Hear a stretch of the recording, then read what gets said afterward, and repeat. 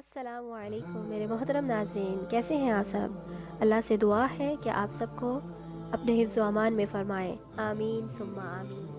بسم اللہ الرحمن الرحیم رب اشرح لی صدری ویسر لی امری واحلل عقدۃ من لسانی یفقہوا قولی رب زدنی علما آمین۔ آج ہم ماہ شعبان کی حقیقت جانیں گے۔ ہم ماہ شعبان کی فضیلت اور اہمیت کے ساتھ ماہ شعبان کی اصل حقیقت کیا ہے وہ جانیں گے۔ ماہ شعبان بطور خاص اس کی 15ویں تاریخ سے متعلق امت میں بہت سی گمراہیاں پائی جاتی ہیں۔ آج ہم اس ماہ کی اصل حقیقت جانیں گے تاکہ جو لوگ صحیح دین کو سمجھنا چاہتے ہیں وہ ان تمام رسومات، بدعات اور خرافات سے خود کو بچا کر اپنے نامہ اعمال کو گناہوں سے پاک رکھ سکیں۔ ماہ شعبان کی فضیلت۔ شعبان روزے کی وجہ سے فضیلت و امتیاز والا مہینہ ہے۔ اس ماہ میں کثرت سے روزے رکھنے پر متعدد صحیح احادیث مروی ہیں۔ حضرت عائشہ رضی اللہ تعالیٰ عنہ سے روایت ہے، حضرت عائشہ رضی اللہ تعالیٰ عنہ بیان کرتی ہیں کہ نبی صلی اللہ علیہ وسلم شعبان سے زیادہ کسی مہینے میں روزے نہیں رکھا کرتے تھے۔ آپ صلی اللہ علیہ وسلم شعبان کے مہینے کا تقریباً پورا مہینہ روزہ رکھا کرتے تھے۔ اور مسلم شریف میں ام سلمہ رضی اللہ تعالیٰ عنہ سے مروی، وہ کہتی ہیں میں نے عائشہ رضی اللہ تعالیٰ عنہ سے نبی صلی اللہ علیہ وسلم کے روزوں کے بارے میں دریافت کیا تو وہ کہنے لگی آپ صلی اللہ علیہ وسلم روزے رکھنے لگتے تو ہم کہتی کہ آپ صلی اللہ علیہ وسلم تو روزے ہی رکھتے ہیں، اور جب آپ صلی اللہ علیہ وسلم روزہ چھوڑتے تو ہم کہتے کہ اب نہیں رکھیں گے۔ میں نے نبی صلی اللہ علیہ وسلم کو شعبان کے مہینے سے زیادہ کسی اور مہینے میں زیادہ روزے رکھتے ہوئے نہیں دیکھا۔ آپ صلی اللہ علیہ وسلم سارا شعبان ہی روزہ رکھتے تھے۔ آپ صلی اللہ علیہ وسلم شعبان میں اکثر ایام میں روزہ رکھا کرتے تھے۔ ایک اور روایت میں ہے میں نے نبی صلی اللہ علیہ وسلم کو لگاتار 2 مہینوں کے روزے رکھتے نہیں دیکھا سوائے شعبان اور رمضان کے۔ اس ماہ میں بکثرت روزے رکھنے کی حکمت پر اسامہ بن زید رضی اللہ تعالیٰ عنہ سے مروی ہے، میں نے اللہ تعالیٰ کے رسول صلی اللہ علیہ وسلم سے پوچھا کہ آپ جتنے روزے شعبان میں رکھتے ہیں کسی اور مہینے میں اتنے روزے نہیں رکھتے؟ آپ صلی اللہ علیہ وسلم نے جواب میں فرمایا یہ ایسا مہینہ ہے جس میں لوگ غفلت کا شکار ہو جاتے ہیں جو رجب اور رمضان کے مابین ہے۔ یہ ایسا مہینہ ہے جس میں اعمال رب العالمین کی طرف اٹھائے جاتے ہیں۔ میں یہ پسند کرتا ہوں کہ میرے اعمال روزے کی حالت میں اٹھائے جائیں۔ یعنی یہاں اس حدیث سے ہمیں کیا پتہ چلتا ہے کہ ہمارے اعمال یعنی ہماری پورے سال کی جو رپورٹ ہے وہ اللہ کے سامنے پیش کی جاتی ہے۔ ویسے تو اللہ تعالیٰ ڈیلی بیسس پہ دیکھ رہے ہیں، ہمیں سب کچھ دیکھا جا رہا ہے، نوٹ کیا جا رہا ہے، لیکن ہوتا ہے نا جیسے اسکولوں میں ہوتا ہے ڈیلی ٹیچر پڑھاتے ہیں، ڈیلی لیسن سنا جاتا ہے، ڈیلی ٹیسٹ ہوتے ہیں، جیسے اسکولوں میں ہوتا ہے لاسٹ میں اینول بھی ہوتا ہے، تو اسی طرح ہمارا بھی یہی سسٹم ہے کہ ٹیسٹ ہمارے ہر پل ہمارا کوئی نہ کوئی ٹیسٹ چل رہا ہوتا ہے، اور اس کے ساتھ پھر کیا ہوتا ہے کہ ہمارا پھر اینول جو ہمارے ایگزام ہوتے ہیں وہ کب ہوتے ہیں؟ شعبان میں۔ ہماری پوری رپورٹ، ہر چیز، پورا ڈیٹا دیا جاتا ہے کہ ہم نے کون سا کام کب کیا، کہاں کیا، کیسے کیا، کس حال میں کیا، کس ٹائم پہ کیا، وہ ساری رپورٹ پیش کی جاتی ہے۔ اس مہینے میں اب کیا ہے کہ روزے رکھ رہے ہیں تو روزوں کا اور رپورٹ کا کیا کنیکشن ہے؟ تھوڑا سمجھنے والی بات ہے نا، تھوڑا غور کرنے والی۔ جیسے قرآن میں اللہ تعالیٰ بار بار فرما رہے ہیں نا کہ غور و فکر تو کرو، آؤ تو صحیح، سسٹم سمجھو تو صحیح۔ ہم نے سسٹم ہی تو نہیں سمجھے، ہم نے غور و فکر ہی تو نہیں کیا، جس کی وجہ سے آج ہم اللہ سے اتنے دور ہو گئے ہیں۔ تو کیا ہے کہ رپورٹ جا رہی ہے اللہ کے پاس، اور اس میں کیا ہے کہ ہمارے گناہ ہوں گے، غلطیاں ہوں گی، اللہ تعالیٰ کی ناراضگی بھی ہوگی ان کو دیکھ کے، لیکن کیا ہے کہ جب ہم روزے کی حالت میں ہوں گے تو اللہ کو تو روزے دار سے بہت پیار ہے، اللہ کو تو روزے دار سے بہت پیار ہے، تو اس سے کیا ہوگا کہ شاید معافی مل جائے، کوئی کمی بیشی ہو جائے، تھوڑا غصہ ٹھنڈا ہو جائے گا، تھوڑی رعایت مل جائے گی، ٹھیک ہے نا۔ تو کیا ہے کہ لیکن اب دوسری بات یہاں پہ کیا آ جاتی ہے کہ روزے تو رکھنے ہیں اور اس کے بعد ساتھ ہی رمضان ہے، تو اب ہم کیا کہیں گے کہ ہمیں تو ویکنیس ہو جائے گی، ہم تو روزہ رکھ نہیں سکتے، بہت مشکل ہو جائے گا ہمارے لیے۔ ایسا کچھ بھی نہیں ہے، ہم 15 شعبان تک روزہ رکھیں گے، یعنی نصف منتھ جو ہے وہ ہم روزہ رکھیں گے، ہاف منتھ ہم روزہ رکھیں گے، اور ہاف منتھ میں ہم روزے نہیں رکھیں گے۔ تو فرسٹ 15 ڈیز ہم روزے رکھیں گے اور لاسٹ 15 ڈیز میں ہم روزے نہیں رکھیں گے، ٹھیک ہے۔ ہمیں اس چیز سے منع فرمایا گیا ہے۔ حضرت محمد صلی اللہ علیہ وسلم فل منتھ روزے رکھتے تھے، لیکن ہمیں 15 ڈیز رکھا گیا، اچھا، کچھ چیزیں ہیں ایسی، کچھ مقامات ہیں ایسی جو حضرت محمد صلی اللہ علیہ وسلم خود تو کرتے رہے لیکن حدیث میں ہمیں منع فرمائی گئی ہے۔ کچھ کام ہیں ایسے جو حضرت محمد صلی اللہ علیہ وسلم خود تو کرتے رہے اپنی ذات کے لیے لیکن امت کو وہ کام منع فرمائے ہیں، وہ اس لیے کہ امت کی سہولت کے لیے وہ کام امت کو منع فرمائے گئے ہیں، ٹھیک ہے، کہ مشکل نہ ہو جائے۔ حضرت محمد صلی اللہ علیہ وسلم نبی ہیں، مقام بڑا ہے، پھر عبادات بھی خاص ہوں گی، عبادات بھی اپنے مقام کے مطابق ہی ہوں گی نا، ٹھیک ہے، تو اس لحاظ سے ان کا جو رتبہ، ان کا جو مقام ہے، ان کی ذمہ داری بھی بہت بڑی ہے، تو اس لحاظ سے ان کا کیا ہے، ایسی کوئی حدیث نہیں ہے جس سے 15ویں شعبان کو روزہ رکھنے کی دلیل بنتی ہو، یعنی صرف 15ویں شعبان کو ہی روزہ رکھا جائے، ایسی کوئی دلیل نہیں ہے۔ 15 شعبان تک ہیں روزے، یعنی تب تک رکھ سکتے ہیں، لیکن اس کے صرف اس ڈے کو جو فکس کوئی ڈیٹ حضرت محمد صلی اللہ علیہ وسلم نے بتائی ہو شعبان کی کہ اس میں روزے رکھو، ایسی کوئی حدیث نہیں ملتی۔ اور جو کوئی اس چیز پہ عمل کرتا ہے وہ کیا کر رہا ہے، دین میں بدعت قائم کر رہا ہے۔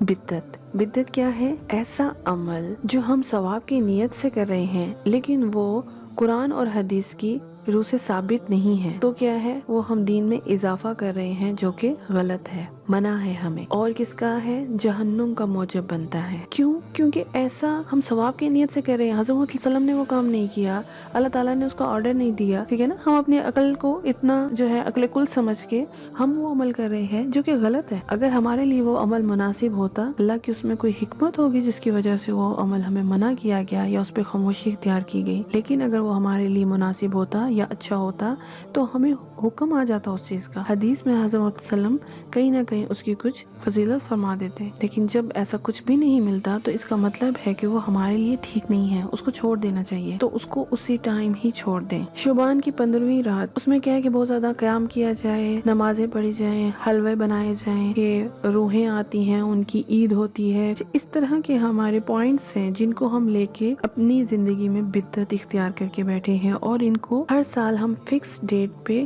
اس کو اپناتے ہیں، جو کہ غلط ہے۔ ہمیں عبادت کا پورا سال ہی کہا گیا کہ ہم نے ہر صورت ہر ٹائم عبادت کرنی ہے، پھر ہم نے یہ کیسے سوچ لیا کہ ایک فکس ٹائم پہ ہی کرنی ہے، ایک فکس ڈے میں کرنی ہے، یا ایسا ہی ہے کہ ہم ایک فکس ڈے میں ہی کھانا کھاتے ہیں، بس اس دن کھانا کھا لیا تو پورے سال کا ہو گیا کور، ڈیلی کھانا کھاتے ہیں، تو ہماری روح غذا ہے عبادت، وہ ڈیلی ہوگی، اللہ کی جو بات ہے وہ مانی جائے گی، ہر پل ماننے کو کہا گیا، ہر پل ہمارا اللہ کی مرضی کے مطابق گزرے، ہمارا ہر پل اللہ کی مرضی کے مطابق گزرے، یہ عبادت ہے، تو یہ تو ہر پل کے لیے ہے نا، کسی ایک دن مخصوص تو نہیں ہے۔ تو روحوں کو جو یہاں دنیا سے جا چکی ہیں ان کو بھی زندگی میں روز جو ہے عبادت کرے، کوئی ایک فکس ٹائم نہیں ہے ہمارا کہ ہم نے بس اس پہ کرنی اور اس کے بعد نہیں، ایسا ہمیں کبھی نہیں کہا گیا، نہ تو یہ قرآن میں کہیں ایسا ہے اور نہ ہی ایسا کہیں کسی حدیث میں یا سنت سے ثابت ہے۔ پھر اس رات کو مبارک رات کہا گیا، یا مبارکہ لیلۃ المبارکہ کے نام سے اس کو کہا گیا ہے۔ لیلۃ المبارکہ لیلۃ القدر کی رات ہے،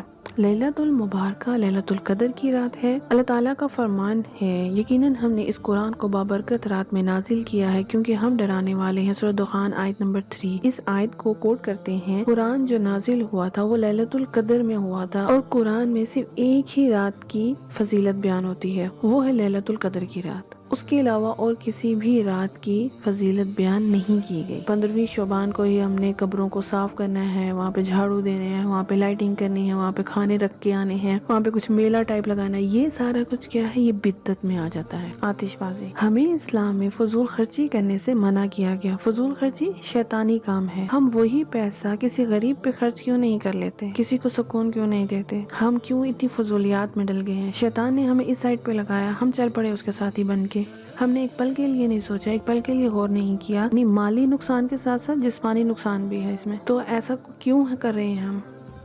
ہمیں وہی پیسہ اللہ کی راہ میں لگانا چاہیے، اللہ کے ان بندوں کو دیں جو ضرورت مند ہیں، ان کی مدد کر دیں۔ ہم سے ویسے کوئی پیسہ لے مانگنے تو ہم کبھی نہیں دیں، کبھی کسی کی مدد نہ کریں، لیکن فضول خرچی میں ہم اتنا پیسہ لگا دیتے ہیں، کیوں کر رہے ہیں ہم ایسا؟ ہم کیوں نہیں غور کر رہے اللہ تعالیٰ ہمیں کیا کہہ رہے ہیں، حضرت محمد صلی اللہ علیہ وسلم کا عمل کیا تھا، ہم اس کے اگینسٹ ہی کیوں چل رہے ہیں؟ پھر مخصوص پکوان اور روحوں کی آمد کے، پھر ایک عقیدہ یہ ہے کہ روحیں آتی ہیں اور پھر وہ ان کی عید ہوتی ہے۔ یہ بھی عقیدہ رکھتے ہیں کہ اگر آج حلوہ پوری نہ بنائی جائے تو روحیں دیواریں چاٹتی ہیں۔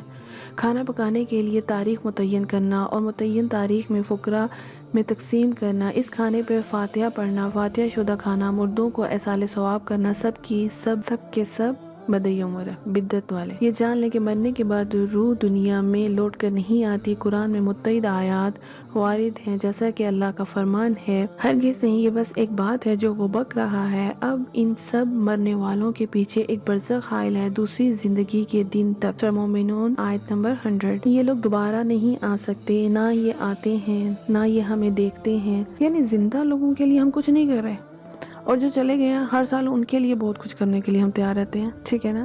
تو کیا ہے کہ اس طرح سے کر لینا کہ جو بھی تھوڑا چلتے پھرتے، لائک کوکنگ کر رہے ہیں، لائک ٹریولنگ کر رہے ہیں، تو اللہ کا نام لے لیں، وہ ان کو پڑھ کے بخش دے، ٹھیک ہے؟ تھوڑا سا فارغ بیٹھ گئے تو ان کو پڑھ کے بخش دے، تو یوں کر لیں۔ ضروری نہیں ہے کہ آپ نے ایک فکس ٹائم پہ ہی بیٹھنا ہے اور سارا دن عبادت کرنے ہے، یا 2-3 گھنٹے عبادت کرنی ہے، کچھ پڑھنا ہے، پھر ان کو ایصال ثواب پہنچانا ہے۔ آپ چلتے پھرتے، اٹھتے بیٹھتے کچھ نہ کچھ اللہ کا نام لیتے رہیں، اللہ کا ذکر کرتے رہیں، اور ان کو بھی ساتھ میں یاد رکھیں اور ان کو بھی پڑھ کے بخش دیں، ٹھیک ہے؟ کوئی مخصوص ٹائم ہمیں نہیں بتایا گیا یا مخصوص ڈے ہمیں ایسا نہیں بتایا گیا۔ یہ ساری جو باتیں ہیں، یہ سارے جو عقیدے ہیں، یہ ساری جو پوائنٹس ہیں، یہ سارے ہمیں کیا کر رہے ہیں؟ ہمارے دین سے ہمیں غافل کر رہے ہیں، غفلت میں ڈال رہے ہیں۔ یعنی نامہ اعمال اللہ کے پاس پہنچ رہا ہے، یعنی نامہ اعمال اللہ کے سامنے پیش کیا جا رہا ہے، اور ہم کیا کر رہے ہیں؟ ہم اللہ کی نافرمانی کر رہے ہیں، اور زیادہ غضبناک کر رہے ہیں۔ اللہ کی نافرمانی کرنے میں ہم تو اور زیادہ جو ہے اپنی ڈھٹائی دکھا رہے ہیں، غلط ہے یہ بات۔ پھر اس کے بعد کیا ہے؟ اچھا، پھر اس کے بعد ایک اور عقیدہ ہے کہ اس رات جو ہے قبیلہ کلب کی بکریوں کے بالوں کے برابر جو ہے وہ گناہ معاف ہوتے ہیں، مغفرت ملتی ہے، کچھ اس طرح کا عقیدہ ہے۔ یہ بھی بدعت اور خرافات کو انجام دے کر جمع کی ہوئی نیکیوں کو بھی ضائع نہیں کرنا چاہیے۔ یہ بھی کیا ہے؟ بدعت ہے، ایسا بھی کچھ نہیں ہے، نہ ہی کسی حدیث سے یہ ثابت ہے۔ یہ کچھ ضعیف احادیث ہیں، اور جن کی جو چین ہے ان میں اختلاف ہے، ٹھیک ہے؟ تو اس لیے ہم ضعیف احادیث کو نہیں لیتے، کیونکہ ان میں سے کوئی ایک جو ہے وہ سکپ ہوتا ہے، کوئی چین میں سے ایک ہوتا ہے۔ اگر چین پوری نہیں بنتی تو پھر ہم اس حدیث کو نہیں لیتے۔ اب ہمیں کیا کرنا ہے؟ ہمیں اللہ کی مرضی کے مطابق چلنا ہے، ہمیں اللہ کی مرضی کے مطابق چلنا ہے۔ غور و فکر کریں، دیکھیں، سوچیں، سمجھیں ہم کس سائڈ پہ جا رہے ہیں، شیطان ہمیں کہاں لے کے جا رہا ہے۔ بدعت ایسا عمل ہے جس سے معافی نہیں ملے گی، کیونکہ ہم اس کو برا سمجھ ہی نہیں رہے، ہم اس کے لیے معافی مانگ ہی نہیں رہے، تو کیسے ملے گی معافی؟ ہم اپنے لیے اور جہنم اکٹھی کر رہے ہیں۔ وہ کام جو حضرت محمد صلی اللہ علیہ وسلم نے نہیں کی، ہم کیوں کر رہے ہیں؟ جو ہمیں قرآن میں اللہ تعالیٰ نے نہیں کیے، ہم وہ کیوں کر رہے ہیں؟ ہمیں وہ کام نہیں کرنے، ہمیں اپنی زندگی کو اللہ تعالیٰ اور حضرت محمد صلی اللہ علیہ وسلم کی اطاعت میں گزارنا ہے۔ جس طریقے سے حضرت محمد صلی اللہ علیہ وسلم ہمیں بتا کے گئے، جو عمل وہ کر کے گئے، ہمیں ویسا ہی فالو کرنا ہے انشاءاللہ تعالیٰ۔ آج سے اگر ہم ایسی کوئی بھی بدعت والا کام کرتے ہیں، کوئی رسم و رواج، کوئی کچھ بھی ایسا ہے ہمارے اندر، تو آج سے عہد کر لیں کہ ہم وہ نکال کریں گے، ہم نہیں کریں گے، ہم ان کو فالو نہیں کریں گے انشاءاللہ تعالیٰ، کیونکہ ہم نے تو اس رب کی ماننی ہے نا۔ جب ثواب کرنا ہے، ایک اچھا کام کرنا ہی ہے، تو اس رب کی مرضی کے مطابق ہی کر لیں۔ جیسے ہم کہتے ہیں نا کہ یار کرنا ہی تھا یہ کام، تو میری مرضی کے مطابق ہی کر لیتے۔ ہم بھی آپس میں کیا کرتے ہیں؟ ایسے ہی کہتے ہیں کہ اچھا کرنا تھا تو کچھ اس طرح سے کر لیتے نا کہ سبھی خوش ہو جاتے۔ تو اگر کام کرنا ہی ہے تو اس انداز سے کریں کہ ہم اپنی آخرت خراب نہ کریں۔ عمل بھی کر رہے ہیں، ٹائم بھی لگا رہے ہیں، پیسہ بھی لگا رہے ہیں، انرجی بھی لگا رہے ہیں، پھر بھی ہاتھ خالی ہیں، زیرو۔ الٹا اور کیا ہو رہا ہے؟ گناہ میں جا رہے ہیں۔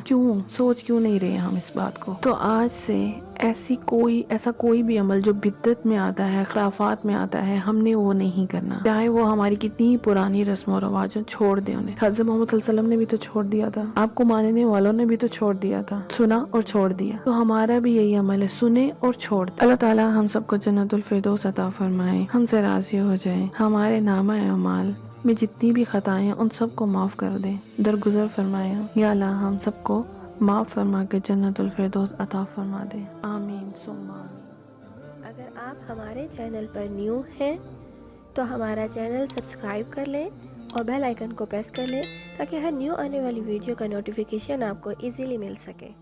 Thank you.